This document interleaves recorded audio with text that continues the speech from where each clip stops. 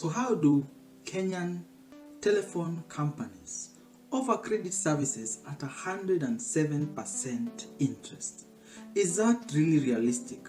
What they are running is not businesses. Businesses don't charge 107% per annum on loans that they offer on mobile loans. 107% is slavery. They are enslaving Kenyans by offering credit that is unsustainable. The problem is, majority of the people who borrow these loans are people who do not earn as much. In fact, they are lowly paid. They may not be able to offer to get access to other better interest rates, and so they charge this high interest rate. But these high interest rates, instead of helping them access some credit, they are impoverishing them. People are digging financial holes, entering into poverty simply because people are charging very high interest. You might think, maybe they're charging high interest because of the high risk that is involved. Now here is the problem. The idea is, even though people will default, they will still most likely have to pay because they have to pay because they still use these telephone numbers, they still use these phones, and eventually they pay. They may not pay as fast, but they eventually pay. So 107% for people will not be necessarily not be able to pay 100% after so and so years. It's very painful for these individuals because they spoils their credit. They have a hole in their financials that is digging a deeper hole because of the high interest. In fact, it's almost like a Shiloh kind of business. These businesses have become sharks that are suckling Kenyans, and they are ready to bite. As long as you dip your toe there, they are willing to take your whole body.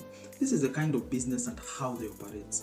If you are the kind of person who wants to access loans, please avoid mobile lenders. And these are leading names, not the others that are even more shifty and more funny in their terms. These ones are known brands, offer extremely high expensive debt, and they are painful for the pocket for these individuals. You might think that shareholders are making a killing, but shareholders are paid peanuts. I've been a shareholder, I know they pay peanuts to the individual shareholders. So where does all this money goes into?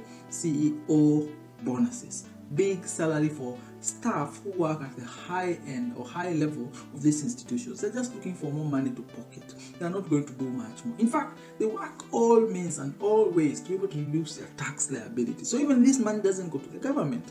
This money doesn't go to ordinary Kenyans. It's not helping ordinary Kenyans. This money is going to the pockets of CEOs and high level employees in these companies. It is a pity. It is painful. How they get away with this, I do not understand. And people are impoverished and they are in prison. They are running a slave ship instead of a business that is sustainable, helping Kenyans and having the vision to improve the lives of Kenyans. This is a pity. I hope you're learning, you're growing and becoming better. Don't enter into such debt. In fact, avoid such debt. If you know people who are dependent on such loans, know that they are digging bigger graves to hide more holes in their grounds, and in the end they'll end up with a big massive financial hole that they cannot be able to plug. Enjoy.